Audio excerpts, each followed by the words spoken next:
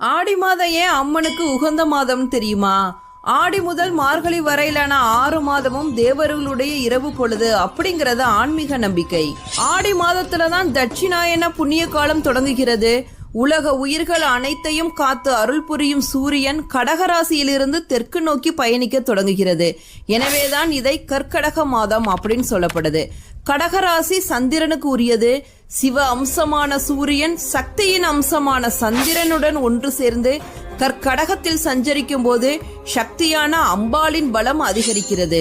ஆடி மாதத்தில் சிவபெருமானே சக்தியின் அம்சத்துக்குள் அடங்கி விடுகிறார் என்பது ஐதீகம்.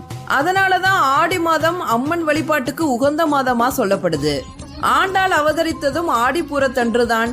மழைக்குரிய தெய்வமாக மாரியம்மன் திகழ்வதால் மழைக்காலம் ஆரம்பிக்கிறதுக்கு முன்னாடி வரும் ஆடி மாசத்துல அம்மன் கோவில்கள்ல திருவிழாக்கள் கோலாகலமா கொண்டாடப்படுது.